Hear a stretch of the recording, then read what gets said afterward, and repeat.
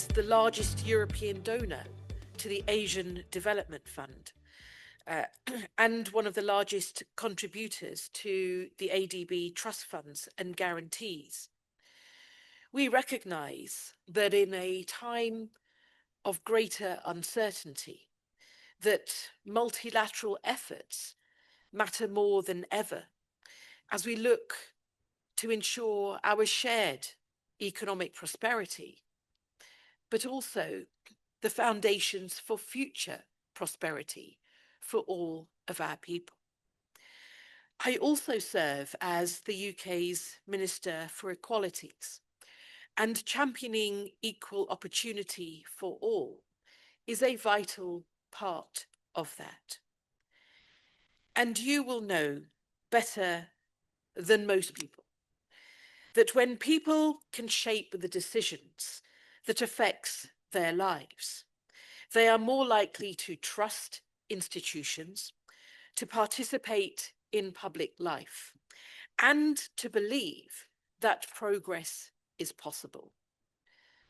That matters everywhere. Open societies are stronger societies. Civil society organisations are often closest to the issues that matter most, whether that's in tackling unemployment, access to services, the freedom to participate in cultural activities, the environment, or digital rights. CSOs can act as a bridge between communities and decision makers and help turn frustration into constructive solutions. Countries with a strong, diverse civil society tend to have lower corruption, more innovation, and better public services. That's also why youth and civil society organisations are so important, not just socially, but economically and politically too.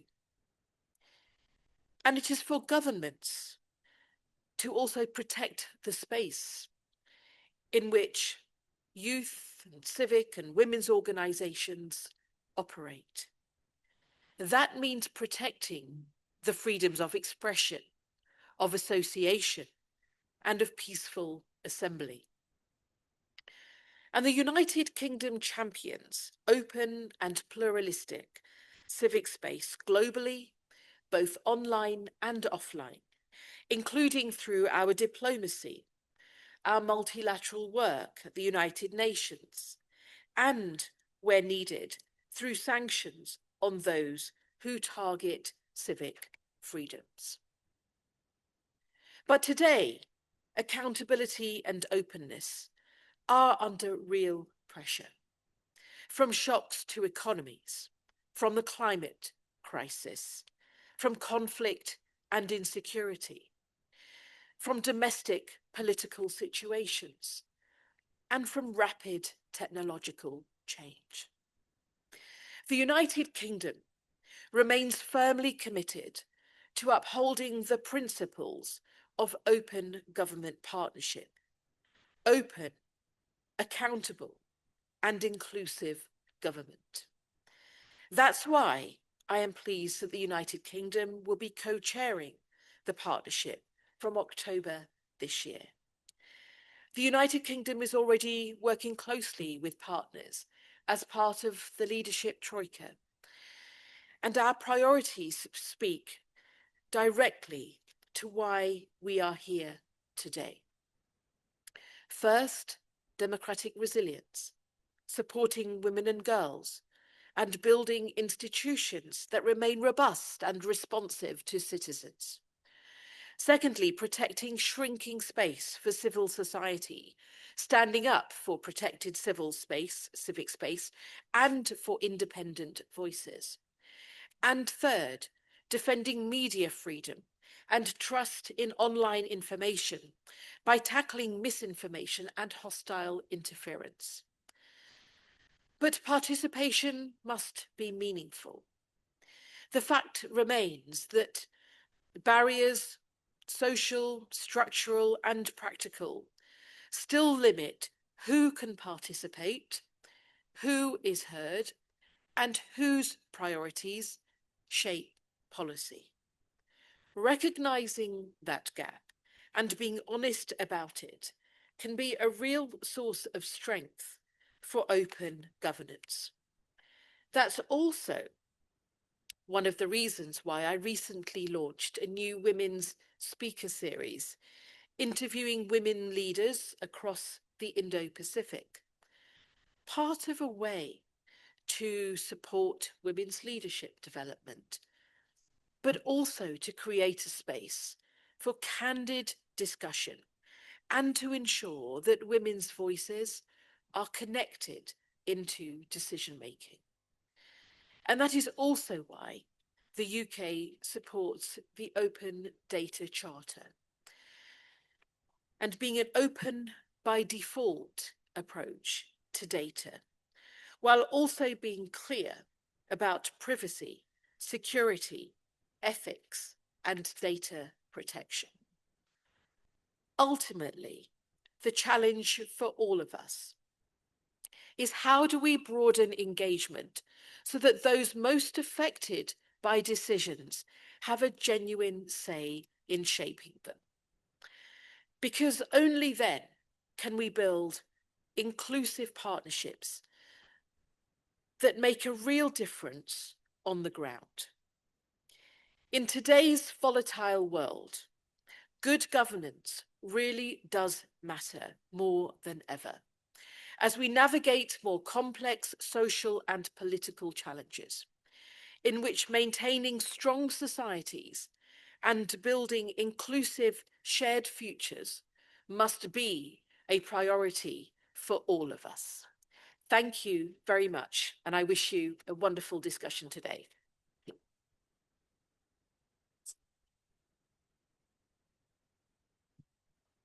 Thank you very much indeed, Minister Malhotra, for that lovely speech and the continued engagement of the UK government and its promotion of fundamental rights, its advancement of civic space, and of course, for its support to open government issues. We look forward to your leadership and the leadership of the UK government as the incoming co-chair of the Open Government Partnership. So now we're going to turn to the second part of our session, which is going to be the panel. Before we do that, let me just share a couple of housekeeping notes with you. Number one, as has been said, this is a safe space for you to express your views. Please do so respectfully, of course. And the main avenue for that will be an app that is called Pigeonhole today. And maybe my colleagues could put up the QR code for that. So you can scan the QR code, and throughout the conversation, you can put questions to us, which we will, during the Q&A, we will ask to the panelists. If you don't have the QR code, you can also just navigate to pigeonhole.at. So that's pigeonhole.at, and put in the code Samarkand 2026. But I think the QR code is coming up for us. Also, another point that, as you know, you are being photographed and filmed. That is on a no objection basis. So if you would not like to be filmed, please seek out an ADB staff member, and then they will make sure that, of course, you are kept safe. Without much further ado, then, let me invite my lovely panel. Please come on onto the stage. And as they make their way to the stage, let me introduce them one by one. You can, by the way, also find the bios on the Pigeonhole app if you want to read up on who is who. I won't go into all the details. But on the panel, we are going to have Ms. Yasmina Haynes, who's the CEO of Integrity Action. She is from Croatia originally, but resides in the UK in London. She's an international leader in citizen-centered accountability. In fact, for 10 years now, she has been leading Integrity Action, which has become a global trusted go-to expert organization on technology-enabled grassroots participatory approaches. So much so that, in fact, they have enabled thousands of people to monitor projects worth over $1 billion in more than 20 countries, with a 76% success rate of resolving problems within a year of their reporting. We're also going to have Natalia Karfi, and she's the Executive Director of Open Data Charter. She also happens to, in full disclosure, sit on the steering committee of Open Government Partnership on the civil society cohort. She has served as the Executive Director of ODC since 2021. Previously, she had many hats in open government. She was Argentina's Open Government Director, but she was also advising the government of Chile and the city of Buenos Aires on open government issues. She has been appointed recently in 24 to the UNCAC Coalition Board. She also teaches digital government and AI at the Di Tella University in Argentina. Then we are going to have Arman Azizian from Armenia. He's a program development specialist and manager at the Armavir Development Center, co-organizer of this session. Thank you, Arman. He's a development practitioner and youth engagement expert with over 10 years of experience in participatory governance and civic activism. He has led many donor-funded projects with USAID, with the EU, with OGP, with ADB, and so on. And he's also an experienced trainer and facilitator in youth participation. Nugzari Kokaridze from Georgia is joining us. He's the co-founder and chairman of RigDog. He's a Georgian civic activist with 15 years of experience in environmental activism, youth empowerment, and civil society development across the wider Central Eastern European and Caucasian Central Asian regions. He also sits on the Climate Action Network International and is an observer to the UN Climate Change Conference of Parties. And last but certainly not least, Marco Zaplan, who is the executive director of GovData Initiative from the Philippines. And he's also the policy lead at this initiative, co-chairs the implementation working group of the Open Data Charter. He works at the intersection of data, good governance, critical minerals, and just energy transition. He's a self-described data ninja. And he also worked previously in the Asian Development Bank, the World Bank, and worked with USAID and many national governments. So as you can see, we have a fantastic cross-section from across the region and globally as well to share experiences with you, practical examples and challenges with you, with all of us. About engaging youth and women. And I would be remiss if I didn't mention that we also have an expert from ADB joining us, Malika Shagazatova. She will be our discussant. So she won't be a traditional panelist in the sense, but we will give her the floor after each round of questions to reflect on the recommendation that our panelists will make to ADB. So I'll also take my seat here and then let's go to the questions. And don't forget that you can also submit your questions on Pigeonhole. After the first round of questions, I will hold floor for a Q&A, so we don't leave it last. So we definitely make sure that your questions get in. And if you're lucky, there will be a second round of questions as well at the end. So I will start my questions with Yasmina, please. As I mentioned in the introduction, your organization, Integrity Action, has enabled women and youth to monitor projects worth over $1 billion. How, in your experience, would you say we can eliminate specific data gaps that might stop women and youth from monitoring large-scale investment projects? So the most common gaps are around availability of data, quality of data, and accessibility of data. And on top of that, we have common participation barriers, especially if we're talking about people who will be typically excluded. And we're talking about women, young people. We're talking about people from certain backgrounds, people who never had the privilege to access education system. From our research, what we do know, and this is the research that's conducted on that entirety of $1 billion worth of products, public products and services investments in over 20 countries, is that effective accountability actually relies on three really simple areas of data access. First one is to enable people to monitor. They need to know what on earth they're monitoring. So they don't need access to information about profitability or some secretive parts of deals. We're talking about what's the surface of this primary school that's going to be built? What's the quality of cement. What are the basic rights of workers? So we're talking about essential parts of bills of quantities on the infrastructure case. The second one is what is being delivered. They need to have access to those products and services. If we're talking about health services delivery, they need to have access to basic data around the attendance open when those clinics are opened, data around when immunization is being provided to children, and etc. And then the final part is the process. If you just tell people what's supposed to be built and you tell them where it is now without the opportunity for them to discuss problems that they're now discovering, you're just agitating and creating this mini army of your enemies who will say, well, these people are just nicking money, when in reality, maybe the price of materials has changed. So we need to have open processes where the closest to the community's arms of your delivery will say, well, actually, we have a problem with access to water, or we have problem with land ownership. And what we know from the experience is if you establish those processes, like in Armenian example, people from communities will find solutions that are impossible to find from London, from Manila, or from capital cities.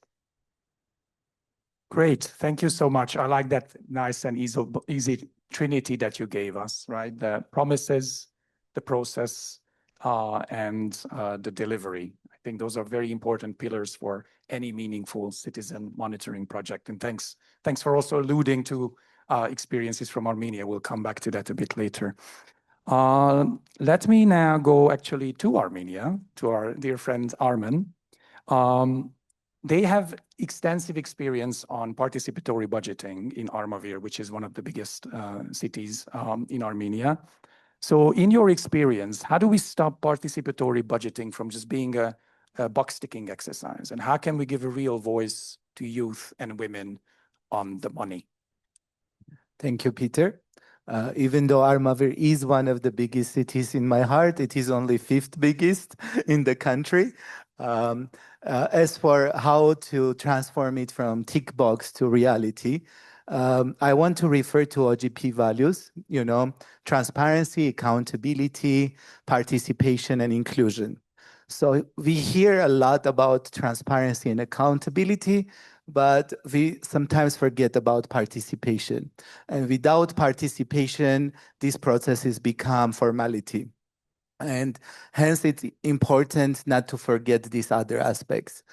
In Armenia, participatory budgeting started in 4 communities, and Armavir was one of the first voluntary ones. And now it has transformed into a pillar in the local governance law. And around 1.5 billion Armenian drams is invested in participatory budgeting across 52 communities now, and next year it will be mandatory for all communities. And with ADC, we had the luxury to work with 21 communities in the process of enlargement and supporting citizen engagement strategies, some strategies that we developed that also became part of an exemplary practice by the ministry to be used by other communities, such as using gender targets, organizing town hall meetings and participation processes. But also what I want to mention here, what is also important, that participatory budgeting process has become as a commitment in open government partnership framework in Armenia. Hence, there is the civil society participation, and hence there is the government and civil society cooperation in this sense. And across 21 communities that we worked, we have seen around 1,560 participants in citizen engagement activities. And what is gladly that 63% were women. And around 57% of proposals were authored by women, and 52% of the winning projects were by women. However, this doesn't really mean that the needs of women are being addressed, right? So that's the challenge. What we see that even though women are active, how do we focus on gender responsive budgeting, right? And how we ensure that resources are allocated for gender rights.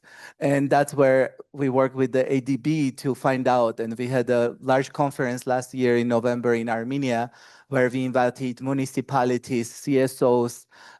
We had more than 50 participants, very big conference where people share their ideas. And in fact, I want to mention here that from 2027, Armenian communities are translating into programmatic budgeting, which is a great opportunity to work on gender responsive budgeting in the communities coupled with participatory budgeting. Because this is opportunity to translate women needs. However, when what we see that I also want to quickly mention about youth participation, and we also noticed that young people, they were not only active giving ideas or submitting proposals or participating in engagement, they were also these intergenerational dialogue supporters. They would go from home to home and engage older generation into voting. And that was the case in Masis community, which was our beneficiary within other ADB project where we did third-party monitoring. And our volunteers who were monitoring ADB project were now active community members, and their village that has only 7,366 population, their project won in this large consolidated community with 7,960 votes because this group mobilized the citizens. Yeah, and just to sum it up, I want to say that this process is not finished. We are embedding monitoring of participatory budgeting also in the OGP commitment, but there is so much more work that we as civil society and Armenia need to work in terms of capacity building of civil society, of communities, and also supporting citizen engagement processes that it starts from ideation level, not just during the voting stages. So all have practical answers and Armenia is building them. So the challenge and the opening for ADB is applying these conditions in countries across portfolio where participatory budgeting is gaining legislative ground. And participatory budgeting stops being a tick box when it's anchored with OGP, paired with GRB, and sealed in community monitoring. So 3 answers to you, yeah? And when youth and women are not just participants, but they are leaders of these processes. Thank you. Thank you, Arman. And indeed, as has been said, it's a process, and sometimes it's a long and arduous process. I think the example from Armenia is really instructive and remarkable because all the actors who are needed for this came together, right? Local civil society primarily pushing for participatory budgeting, the government listening, and in fact, anchoring it into an international implementation platform that OGP provides. And then funders like ADB, GIZ in this case, also seeing the opportunity to go deep and allow this to happen. And then after all this, even the central government stepped up and dedicated budget, although these are local budgets. You have given a couple of very impressive impact figures. My favorite from Armenia is actually that in some rural municipalities where apathy is high and sometimes political engagement is low, the participation rates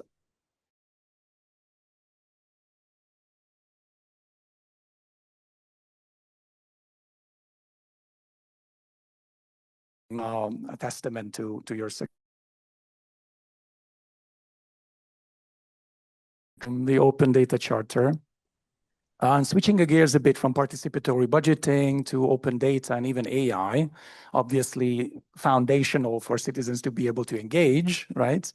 But how could we ensure, in your experience, that data laws, plenty nowadays, and also AI laws that are coming into being across the world, they do not inadvertently or accidentally lock out youth and women and disadvantaged groups so that they can participate in monitoring? Thank you very much, and thank you ADB for the invitation to be here and the will to makes this amazing panel. I'm more than glad to be here.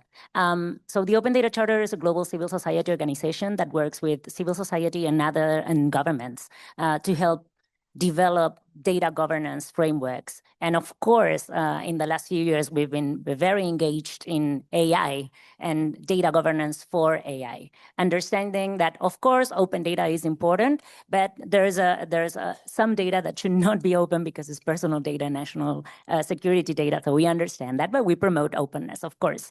One of the things that we need to understand and get out there, and I'm repeating this over and over again, and if you see me again, you'll hear me say this again, is AI can be as representative as the data is. So if we're not getting the data bit right, we won't be getting the AI right. If the data is trash, AI is going to be trash.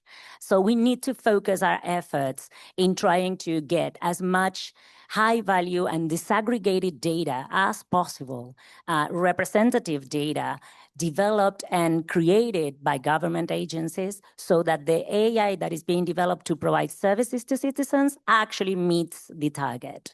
If women and youth are not representative in national statistics, that data won't be able to develop better services for them. We cannot serve who we don't measure.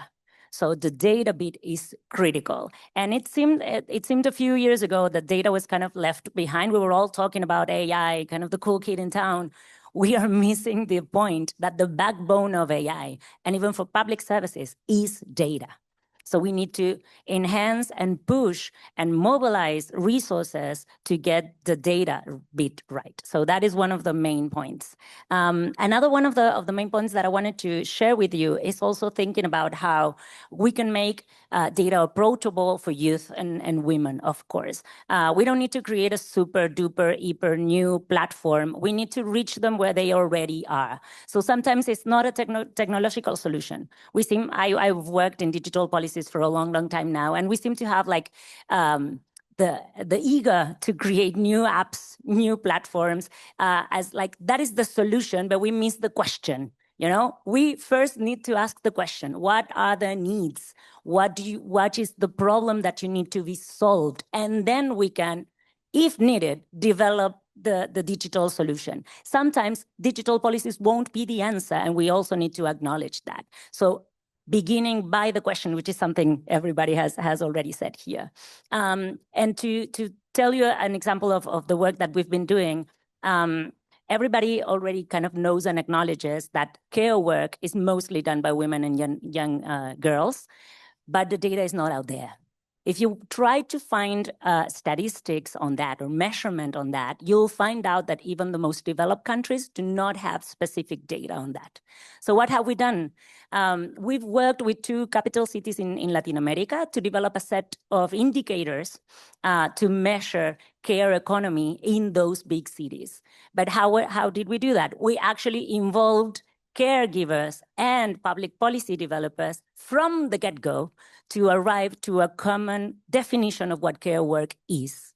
And from there, we started to find out if the data was there, or we needed to help the government create that data. Now we have a set of 21 replicable indicators that can actually showcase the provision of care work, and that helps actually the governments develop better policies. And the full participatory process created this positive cycle of now having kind of a multi-stakeholder forum to discuss care policies in those two cities. We are now working with two new cities in that same project, I started from the get-go, also developing a definition of care work for those contexts, and working with creating the data from the scratch with those 2 governments, which is something that we would love to expand work to this region. So my key takeaways is, if we don't get the data to be representative, AI won't be representative. So that's part of the work that we do.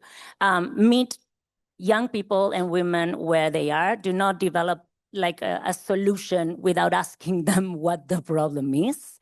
They know better than we do. And then try to find data gaps, like the care economy. Like, as I said, everybody acknowledges that care work is done by women and young women, but the data was not out there. So let's find those data gaps and work together. And ADB can do a lot of work on that. Sometimes it's with statistics office, sometimes it's with digital offices, but I think that's a good call for action. Thank you. Great, thanks a lot for that, Nati. And I think you touch on very important elements. Of course, the availability of data is the zero step even, right? But the importance of disaggregated, segmented data especially, and the ability of those we are targeting, youth and women, to be able to use it. So let me actually turn to Marco, who will give us an example on this. And to you, the question is, how do we practically, share and make available massive, complex data for youth or other, marginalized groups to be able to work with it, to be able to advocate based on that data? Thank you, Peter and ADB, for having us. So we at the GovData Initiative, we work mainly on mining, oil and gas data, particularly from the Extractive Industries Transparency Initiative, or EITI, which is very relevant right now. And the EITI has been implemented by the Philippines for the last 15 years. And so the challenge now is no longer about availability of data, but rather, as Hasmina said, it's the lack of access, analysis, and applications of this data. And so we at GDI, what we do is we develop data tools, we run local data workshops, and produce data toolkits. But we also know that these initiatives alone cannot deliver inclusive governance. And while CSOs in the Philippines have been relatively successful in bringing in young people and women into these spaces, mainly through consultations and capacity building workshops, these are not systematic yet. If we want to scale and sustain these inclusive governance initiatives, we need to institutionalize them into more permanent governance frameworks such as the OJP and the EITI. So, for example, the EITI standard has a very well-defined civil society protocol and grievance mechanisms, which ensures that civic space is protected and that civil society is engaged meaningfully in the governance process. It's not perfect, but what's good about it is that the EITI enforces it, and countries in the past, including the Philippines, have been scrutinized by the International Board for its implementation of the civil society protocol. And we've also seen from our experience that when more sectors are involved, they are able to advocate for themselves. So, for example, a very concrete example is that the Philippines was actually the first country among 50 plus EITI countries to collect gender disaggregated data, because women are part of the multi-stakeholder group which implements the EITI in the Philippines. And I think what I want to emphasize here is that if we want young people and women to be meaningfully engaged in the process, we need to go beyond opening data. We need to be opening up spaces, democratizing these resources, and institutionalizing participation. And time and again, we have seen that when young people and women are empowered, given the right tools and targeted support, they themselves can deliver for their communities. Very, very important message indeed, not to do on their behalf, but enable them to be able to advance their own interests. And one other point that you mentioned, the importance of institutionalization. I mean, Philippines has been at it for decades even, also co-founder of OGP, but like a pioneer of EITI, and you have to keep at it and institutionalize as well. But now let's go to a country where this institutionalizing has been backtracking, sadly, somewhat. So we've been talking about environments in which the developments have been more or less steady. But we have somebody from Georgia as well. Well, sadly, this has been, taking a step back. How can you, in such an environment and with your experience, which is mostly on climate data and climate advocacy, how can you actually bridge that gap between the energy of young activists, which is palpable on the streets in Tbilisi and beyond in Georgia, that they can influence, hopefully still, a national policy? Or what are the challenges if they cannot? Thanks, Nugzari. Thank you very much, Peter. First of all, thanks very much. Open government partnership Open Data Charter and our very reliable partners, Ermavir Development Center, very beautiful Uzbekistan and city Samarkand and ADB for organize this space for speaking and to be heard. You know, when I'm thinking about your questions, I remember that this is very nice question when you live in democratic routine. But when you see what is happening now in Georgia, you understand that this is something which is very far away now, but anyway must be heard. Anyway, I want to be like answers to your question. Yes, we have like we're developing monitoring system like air pollution, air quality, and other information data. But what is the important things? What I wanted to share is the message regarding to your question is that the key issues lies in the gap between data availability and its actual usability for participation, especially for the young people, is very hard. And I wanted to bring several figures, statistic, and explanation why we came to this situation now. For example, the regional study, Good Environment Governance Implementation in Georgia, Moldova, and Ukraine for 2022, conducted by the Ukrainian Organization Research and Analysis Center Society and Environment, together with our colleagues and including the organization which I represent here, RIGDOC, shows that Georgia's overall environment governance scores from 100 is only 37.5%. And the breakdown is particularly important. For example, public participation around 30%, transparency 39%, policy coherence below 30%, and effectiveness around 35%. So this figure demonstrates the problem is not only technical, it's institutional. And the data system exists, they are very fragmented, but they are not effectively integrating into participation and decision-making process. Another one study made by the Friedrich Ebert Foundation in 2023, at least 75% of young people in Georgia had not participated in any civic or political activity in the previous 6 months. And only 70% reported involvement in solving local community problems. At the same time, Georgian statistics has very interesting figures, which is the state agency. 24.1% of young people aged 15 to 29 are not in education, employment, or training. So they are NEET people, and which further limits the engagement potential. What does it mean? It means that we are not starting from the position of active participation. We are starting from the structural participation gap. But your question is very important, how to make this the gap and how involving young people. But we have to see also the biggest picture which we have with the civil society organization, especially in the Georgia, because the civil society, strong civil society organization, they play the key roles to translating all the data in the understandable language for the young people, to organize the environment for the young people to participate and having this information and have impact on this information, and to organize the space for the dialogue among the government, state, municipality, and others with the young people. But very important, I have to say that those laws, which since 2024, our government adopted, like it's law on transparency of foreign influence. We never use such a wording inside the Georgia because we call it the so-called Russian law.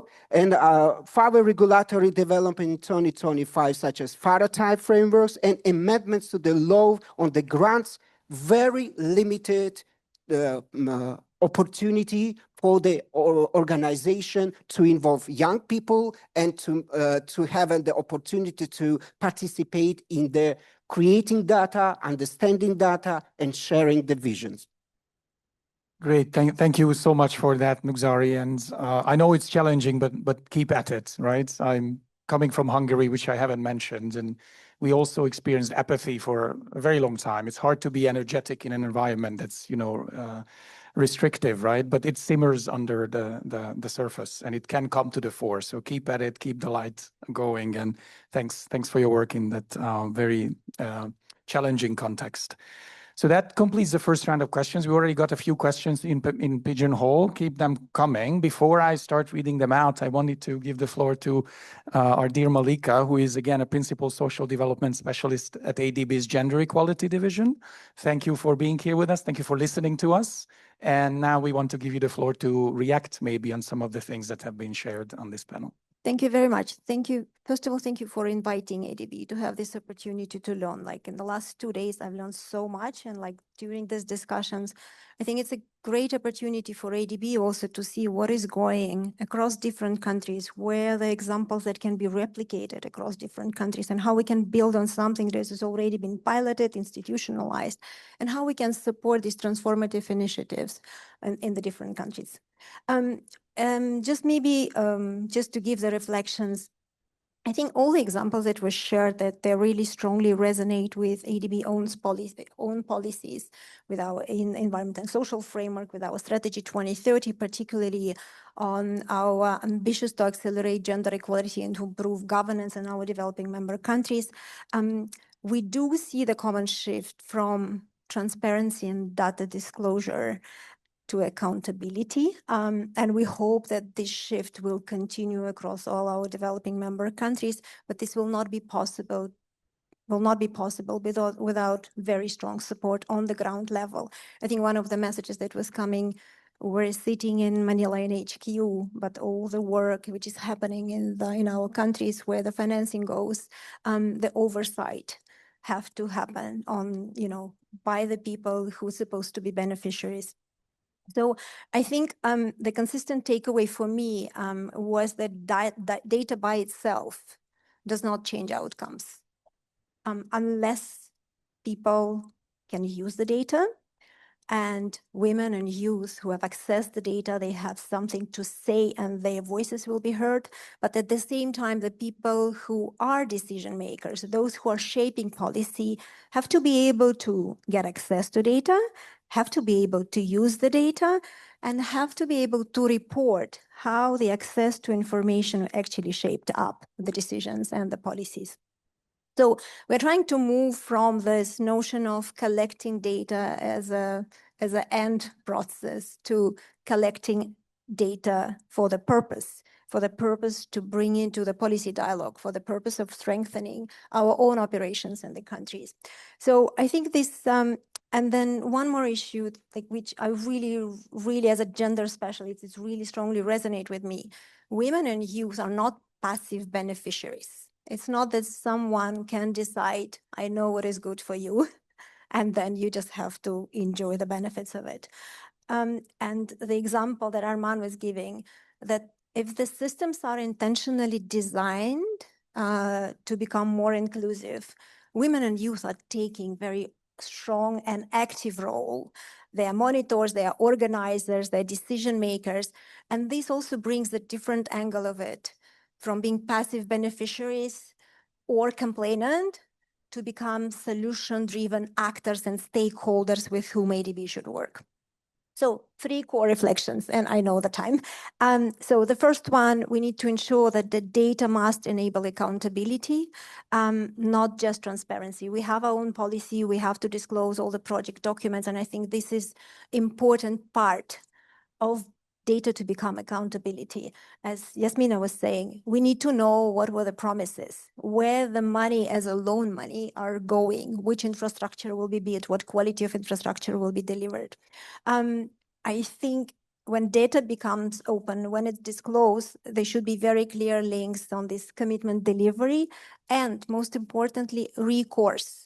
If something needs to be changed, we need to know, and we need to know it in the right time, not like in the later stage when it also increased the cost of the project. I think the point on the locally grounded problem data is really critical, especially when we are designing project. We know that available data from national statistic officers It's a kind of average across all the country, but when you go to the project communities, the situation may be very, very different. So having proper due diligence to inform project designs is really critical. It's mandatory for all projects to follow the process. And if you would sit in our ADB teams when we discuss project designs, gender specialists, social specialists are always the one to ask, okay, and what? So you consulted beneficiaries, you consulted women CSOs, they told you what, and then how this actually shaped the project designs. I really love this discussion about AI and the gender gap in it. So it also very much aligned with our own discussion within ADB, because we want to support digital transformation in the right way. So this will not, we just want to ensure that this will not really increase and exacerbate gender inequalities or support the gender biases that are already entrenched there. And I think that what is important is to ensure who produces the data, who validates data, who does the audits of the systems and the protocols and the codes, and then, you know, how AI systems are actually trained in using the data. So the second, I think, is participation should deliver results. And I really love the discussion about participatory budgeting, but I think it's so important to marry it with a gender responsive budgeting. We know all our countries would have gender policies, but having finance for the programs is usually an issue. And in the shrinking space of the development finance, availability for CSOs and for the women's machinery is something that we need to address in our operation through the policy dialogue to build the capacity of the governments to pilot and then also to systematize gender responsive budgeting, and also to bring private sector in this space to understand and to support that this is big space where everyone have responsibility. And third is the gender responsive governance. I mean, we need to design it from the start. We need to ensure that, you know, whether we're supporting infrastructure, whether we're supporting budgeting, AI or climate governance, we need the data. We need inclusive participation for the proper design, and we need to support safe civic space. This should be a prerequisite. Thank you.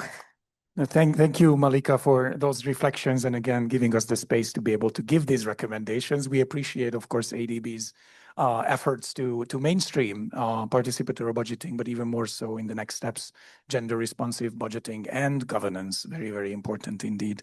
So we do have some questions from the audience, which I wanted to share with you.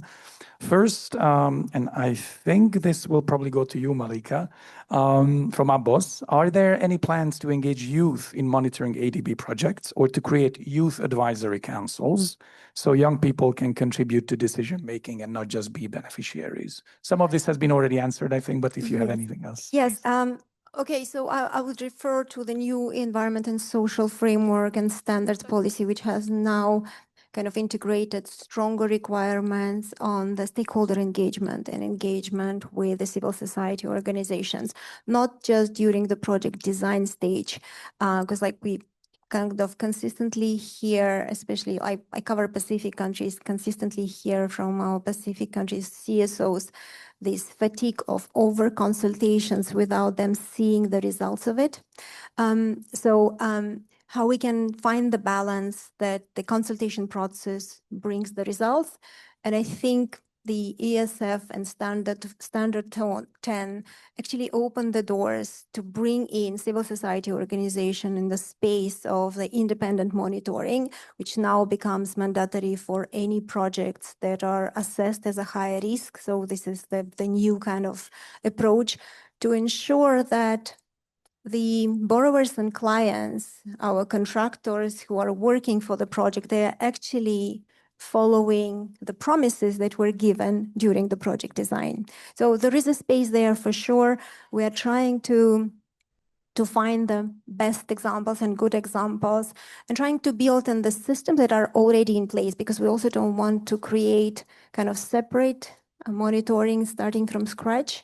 And this is why like this panel was so useful for us to learn on what is going on the ground level. Thank you. Thank you indeed for that. Maybe another question, and then we'll go to the next round, but keep them coming. We'll hopefully have another round of Q&A. This, I guess, to anybody who would like to answer from Chris. Thank you, Chris. So ADB, like many other organizations, wish to engage with youth. However, ADB lacks adequate tools and capacity, like many other organizations, for meaningful youth engagement. How do you measure effectively the readiness of any organization to meaningfully engage youth?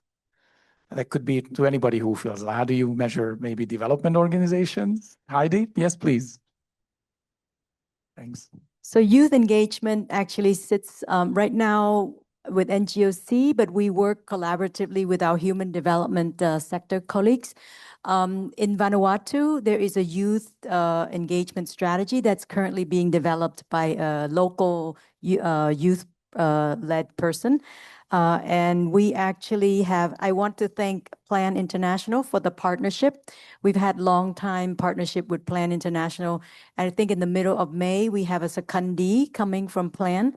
And Plan has been giving us a secondee for many years to help us work on youth engagement and youth integration. So we work closely with NGOs and civil society who have youth-led groups. And we actually have some intention to do more planning, identifying how to incorporate meaningful youth engagement into ADB. We just finished 2 reviews of operation engagement with youth and see where the entry points are. So more work will be done this year. And then this year is big, very big for ASEAN. NGOC already is working with ASEAN Youth and American Friends Service Society in Southeast Asian countries to mobilize some of the youth capacity building for engagement with the regional network like ASEAN.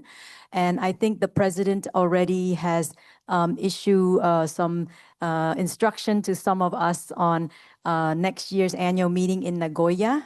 There would be very big youth engagement. And usually we bring a lot of youth to annual meeting, but due to the challenges after COVID, the traveling and all this responsibility and risk, it's actually harder to bring young people to different places. But we require every single panel of civil society engagement to have 1 youth representative. So I think yesterday we had a youth from Cambodia where Save the Children brought the young person. So there was some really, and I think the Youth and Road Safety Network session was all young people. So we're really pleased to see young people taking part in our annual meeting.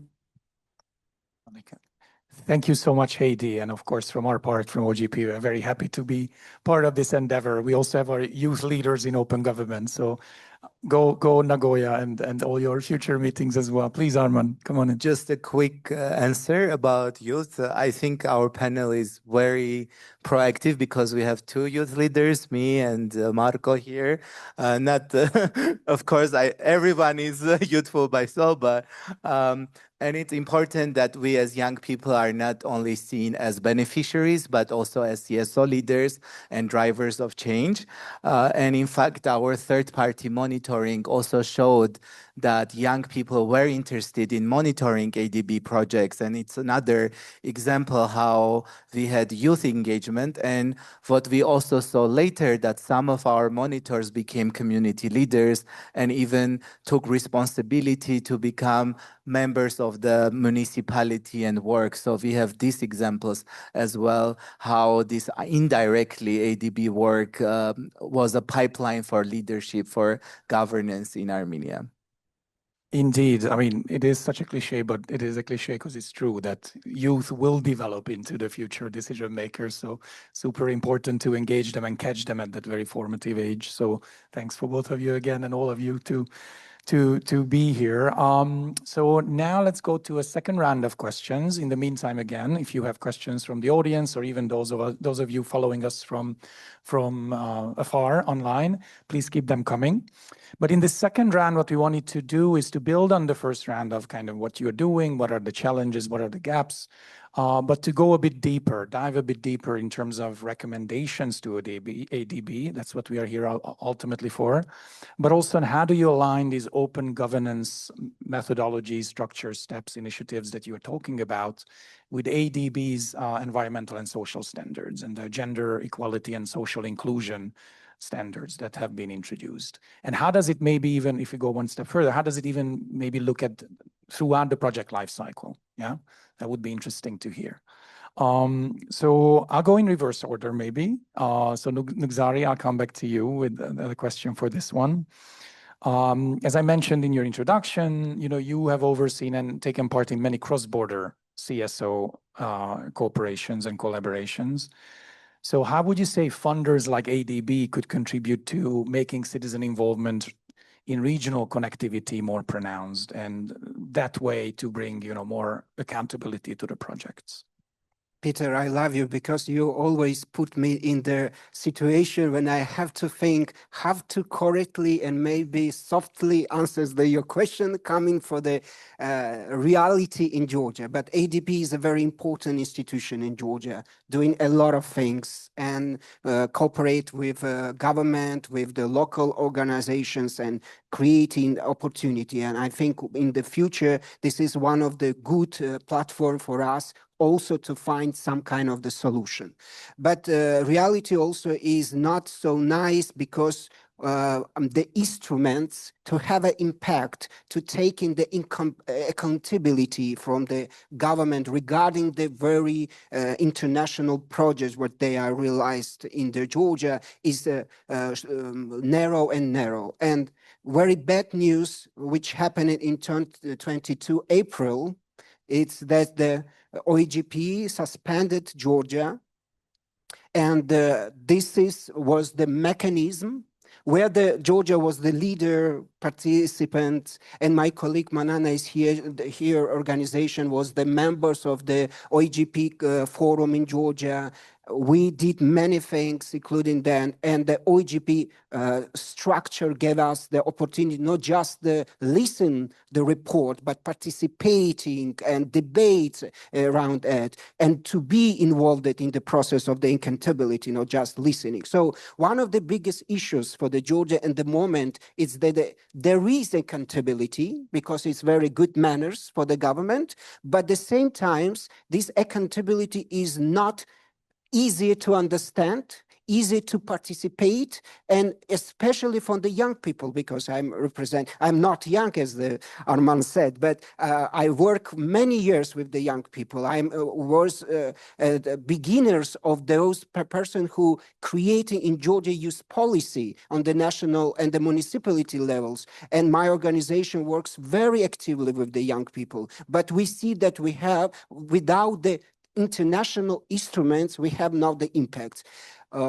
Also, we have to see that, for example, the European Commission in their report in 2024 said that Georgia implemented very well environment, some kind of the issues, but still have the problematic issues with the environment impact assessment, strategic environment assessment. And me and my colleague Manana's organization participate in the mediation process with so-called the Namahuani hydropower station, which was the biggest protest around the climate and environment issues. And one of the key problem was the environment impact assessment was not made good. So this is very important things but same times, these international projects are also under monitoring for the international institution. And here we see the ADB has internal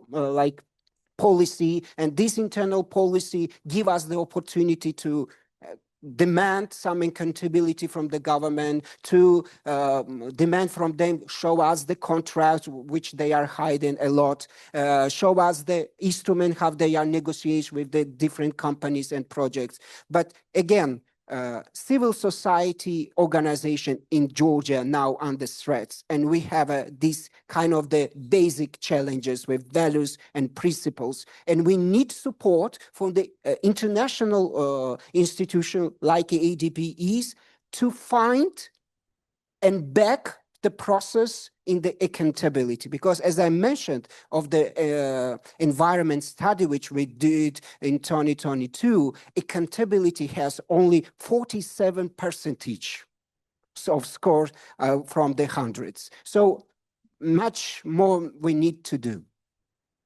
Yeah, indeed. Thanks for your honesty. And just to respond, thanks for throwing the ball in a way as well, because indeed it's very, very important to bring that in international attention, international support to countries that are in challenging environments.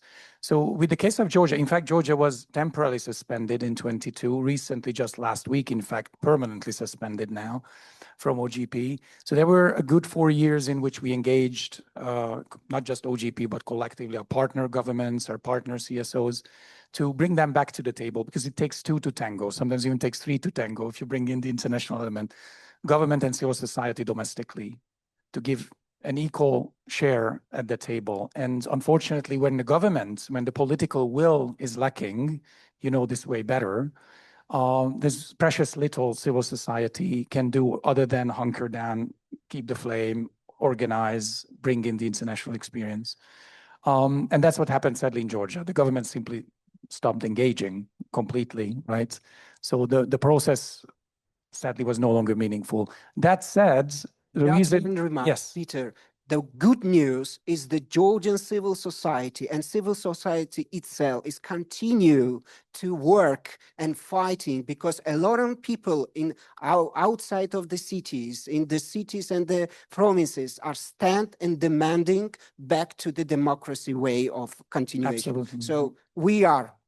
Which is incredibly humbling, to be honest, and inspiring at the same time. 600 days of constant daily protests on the street, 500 more. It's incredible, which is why, indeed, we will continue I can only speak on our behalf, on OGP's behalf, to engage with civil society, to give voice, to provide the exchange opportunities, and to keep those islands of integrity, which are still very much intact. Civil society is indeed incredible in Georgia.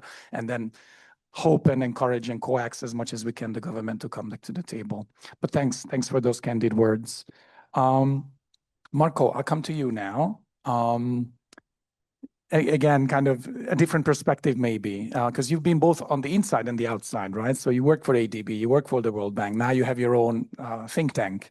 So with this dual hat in a way, how would you say and recommend to ADB that the use of open data, how do we keep it transparent during, maybe a concrete example, during the messy energy transition, to give it also a specific flavor?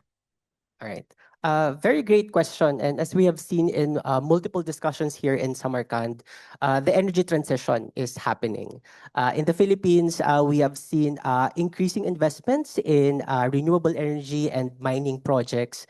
And while disclosures around these projects have been increasing thanks to OGP and the EITI, what we find is that local impacted communities still lack access to these disclosures and engagement mechanisms. And so as ADB positions itself as the climate bank of the region, we think that it can and should definitely embed transparency and participatory mechanisms in these projects to make sure that the social, environmental, and economic impacts of these projects are fully understood and disclosed to the impacted communities.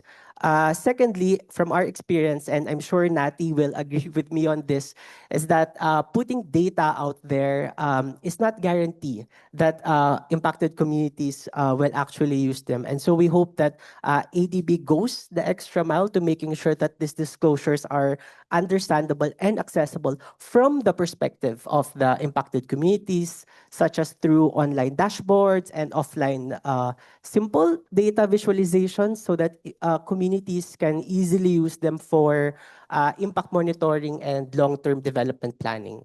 And lastly, which we think is very important based on our work, is that we hope ADB should also invest in capacity building of data intermediaries, such as local journalists and NGOs, because they act as a bridge between data providers like the ADB and the government and data users like mayors, indigenous peoples, and community members. So to summarize, what we think is needed is, one, we need transparency and participatory mechanisms. Second, we need disclosures to be accessible and understandable from the perspective of local communities. Third, we need to invest in the broader data ecosystem, because at the end of the day, I personally believe that the energy transition is not just about financing projects, but for me, it's also about making sure that the impacted communities are first and foremost informed so that they can empower themselves and that they are at a better position to engage in the decision-making process. Indeed, thanks a lot. Thanks for that, Marco, that specific example. It's also, data for what is always the question, right? And then the more kind of sectoral and the more specific also in terms of beneficiary groups we can go, the better. And thanks for, again, the recommendations. We look forward to Malika's reflections on these. Going back to Natalia, Nati, please. Again, what specific golden standards should ADB adopt to ensure the data it publishes actually reaches the people most affected by the investment projects? Very concrete question. So it's difficult for me not to answer based on, like, the Open Data Charter is actually a charter. There are 6 principles that any institution and government can follow to publish data in open formats. So if you ask me which are the golden standards, the 6 principles of the Open Data Charter, but I'm the ED of the Open Data Charter. So I'll go a little bit further on that. The idea is to understand, as most of the speakers here have been saying, understanding the problem. So publishing data with a purpose. We know that governments wants to have like the tick of having an open data portal, and they publish whatever type of data they can, and then nobody uses that data because they haven't asked the demand side of data, which data was needed or they were looking for. So understanding that the participatory process behind an open data policy should start from the get-go, understanding which are the questions, going back to my first point. So I would argue to ADB that when projects are being developed, understanding which are the high-value data sets through the creation of the project and the implementation of the project that should be open would be super great to have those in the contract. Like these data sets throughout the process of the implementation should be open. And we've seen with some development banks that can be done specifically for infrastructure projects. We've seen those type of clauses being written down in contracts with governments. So civil society's work of following up on implementation is made a little bit easier, not necessarily super easy, but a little bit easier. Then on the other side, something that I wanted to share, as Peter said, I'm part of the OGP steering committee representing civil society. So on the one hand, I wanted to put myself out there, and if anybody wants to speak about that process from the civil society perspective, I'll be around.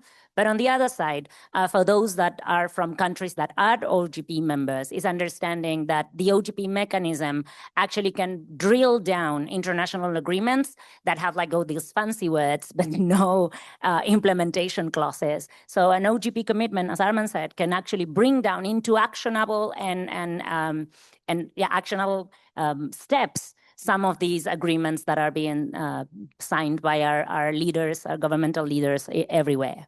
So I think it's the what, it's in those type of documents. The how could be the OGP. So those that come from countries that are OGP members, just like use in a very positive way that mechanism to drill down into actionable and measurable processes.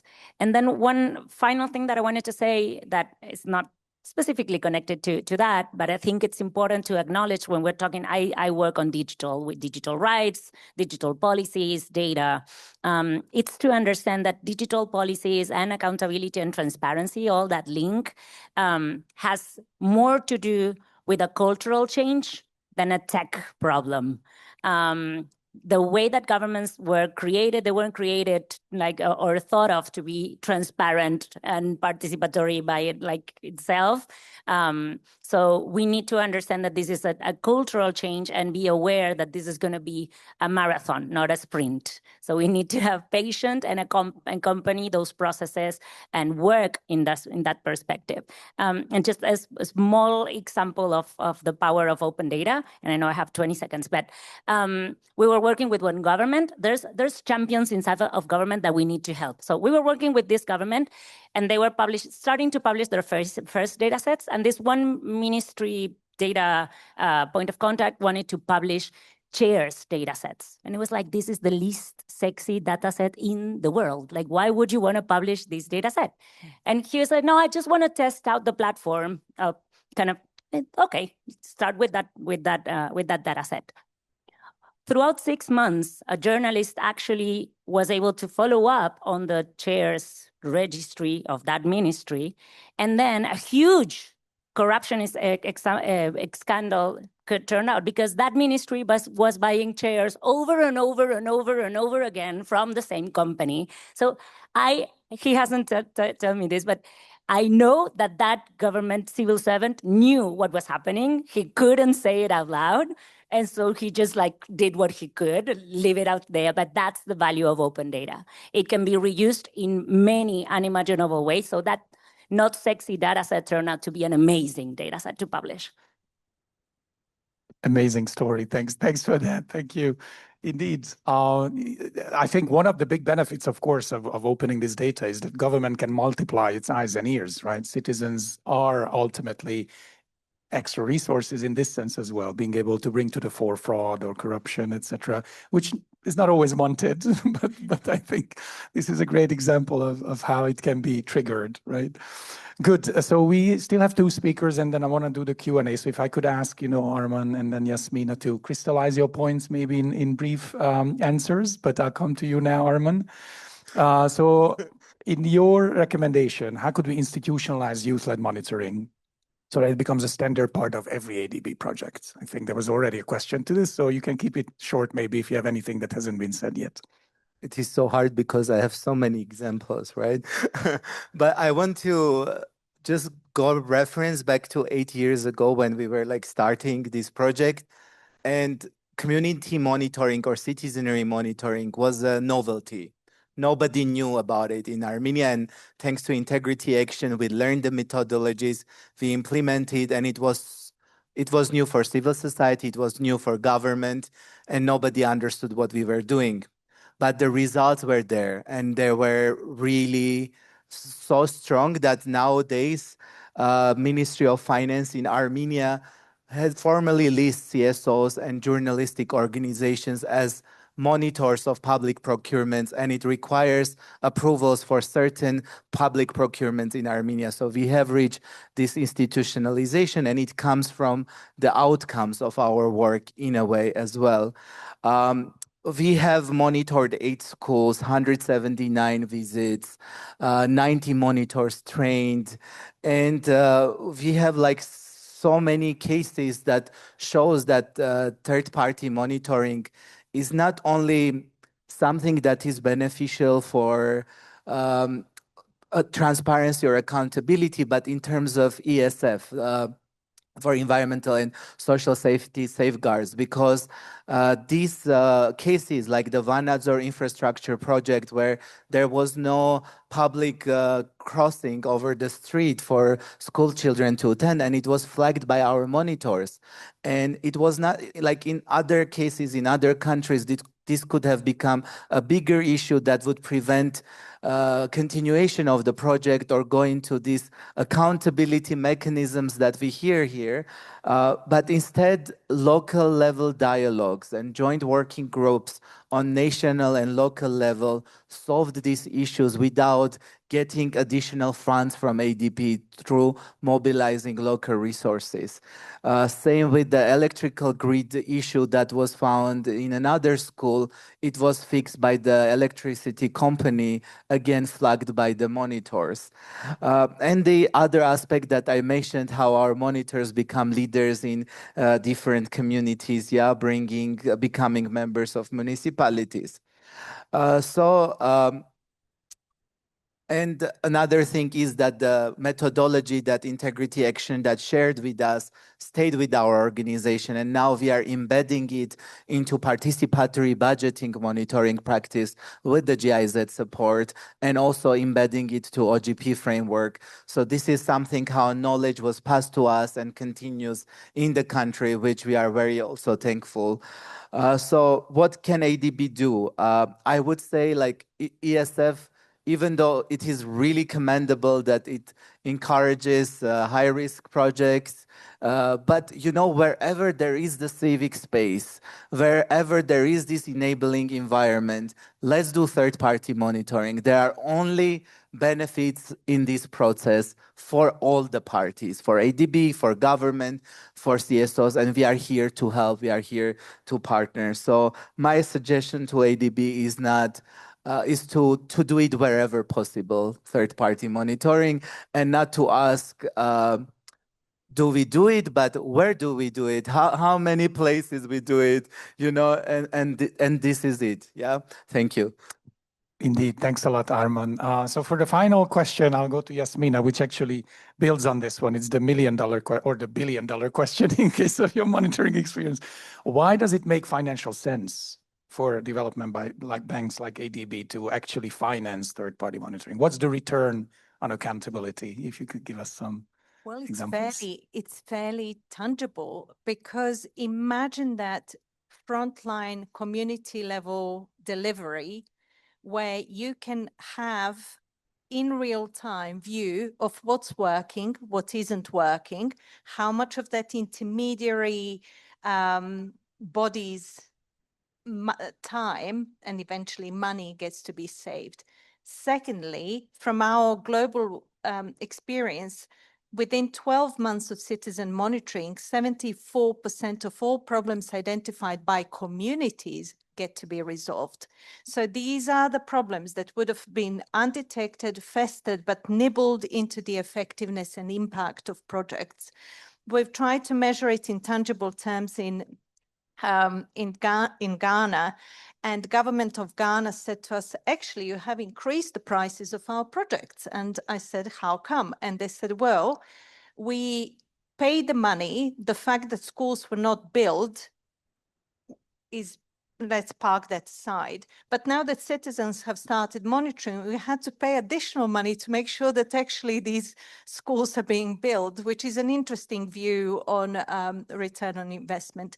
But I was very moved by words of the president this morning in this room. He eloquently spoke about the impact and effectiveness and efficiency of involving citizens. So that's the top value. And everything that gets to be created in financial terms from the monitoring is an add-on, but there's a much, much, much bigger price here to be won. And I only wish, and in the line of recommendations, can we create some incentives within these contracts with governments to get them fast on the journey in direction that you have so impressively set and continue to set? Thank you. I won't even editorialize now, can we? I think that's definitely how many billions question. And maybe I'll just start with some clarifications. I think like kind of known fact. It's not ADB's responsibility to pay, right, for third-party monitoring. So it's usually now with the new ESF and standards, it's a part of the package. So for some countries, it's a part of the package that is loan, and for others as grant. So what is ADB's responsibility is to ensure that we follow our own policy. And when we say our own policy, it's not just ADB's policy, because the policy being endorsed by our board, every single country who benefits from the development financing have representatives in the board. So all of us are kind of following the policy, our developing member country. So it's really with the new policy, it gives us, I mean, like, I don't find a better word, teeth to negotiate and to leverage for policy requirements during the project initiation, processing, and then shaping up. So just kind of disclosure, right? It's not ADB who doesn't want to pay, but for every and we also try to use this proportionate approach, risk-based approach. So for the higher risk project, this is now mandatory. Like whether governments, borrowers, and clients want it or not, they should be part of it. The question will be who are on the ground level and can provide this support. Again, moving the discussion from the raising complaints and raising problems to finding solutions. I really like this issue, like 70% being resolved without putting the whole project at risk of the contract cancellation or the loan termination, because this is what we don't want to happen, right? So I think I really like this second round of questions, because we talk from what we can do to how we can do it. I think what for ADB is, because we are really financing large-scale, multi-million projects. And we do recognize that, like we talk about energy transitional critical minerals, that impacts are uneven. Like there will be differences, and there may be some trade-offs, although we want, like our intention, no trade-offs. But there are trade-offs. They're real, because we are putting together speed of processing and disbursement versus meaningful consultations, and having been able to hear all the voices from the ground level. So I think for us, for ADB, the transparency itself, we have a policy that requires to disclose all information, like environment and social plans have to be available to anyone who is interested upon request, or just like going to the website. But I think for us, the transparency cannot stop at this disclosure. We have to proactively reach. I really like the idea of intermediaries, having been able to translate this information in the language and meanings that are understandable to the project communities. I think second is this accountability really fails when reporting is disconnected from actions, and from actions from all sides. So actions from ADB, actions from our governments, borrowers, clients who are operating, actions from the contractors who are operating on the site. And I think we have to all kind of set the minds that accountability is not just kind of reporting requirement, right? So it has to go beyond. It has to discourse. It has to find the solutions. Without affecting the development outcomes, the intentional positive development outcomes. Like in one of our projects, we were discussing the risk for retaliation for women to raise concerns. And the community leader, who were all male, they were basically telling me, we've been waiting for this road for 25 years. Do you think we will let anyone to raise any concern that will delay the project delivery? So we have to be aware of this kind of situation. So having the systems in place that would provide solutions without delaying development impact is like really, really critical. And I think third, and the most important one for me, institutionalization is the real benchmark. I think our ideal world is when we provide lending or grants to the countries and all the systems are there. We don't need to worry. We don't need to be, worry about the complaints are coming, because the systems are working effective with the civil society being involved and the problems being resolved at the level of the project. And I really like the example, Armand's example. We had this monitoring system, it was piloted, but now this is part of the governance systems on the ground level. This is kind of my ideal world. Thank you. Thank you so much for all that, Malika. We only have time for one question from the audience. And we have addressed various aspects of why, to use data, participatory budgeting, third-party monitoring for efficiency, for good governance, for inclusion. This one specifically brings back trust. I think it was mentioned, but it's the end all and be all, right? At the end of the day. So the question is, of course, we are witnessing a widening trust deficiency in democracies around the world. How could we use open data systems and technology to build a strong voice for women and youth to arrest, this decline in trust? Yes, please, Yasmina. I'll be super, super brief. On Integrity Action website, there is a research that looked into this specific question, and there are 3 routes on how this can be done. So I would urge you to have a look. Fantastic. I love that plug at the end. So there's homework for all of you as well. So there's nothing more left for me than to thank our... Marco, would you want to come in? Oh, yes, of course. Okay, please. No, because I did a thesis on what are indicators of trust among young people in the Philippines. And what we found out is that while transparency and accountability do drive trust, the most important is really participation. Because we realize that no matter how transparent or accountable you are, when they see nothing's happening, then they won't trust government institutions. So we need to make sure that transparency, accountability do translate to participation. That's it. Thank you. Absolutely. Wonderful closing words. Thank you so much. I think that's actually a fantastic conclusion as well here. So again, I just want to thank our fantastic panel for giving us all your examples and food for thought. Hopefully, you have something to go home with, a variety of examples and inspiration to continue your work from whatever side of the aisle you come from. If you come from business or government, to reach out to civil society. If you come from civil society, to go home with examples and build on them and take it further. So thank you so much to all of you, and thank you to you as well for being with us.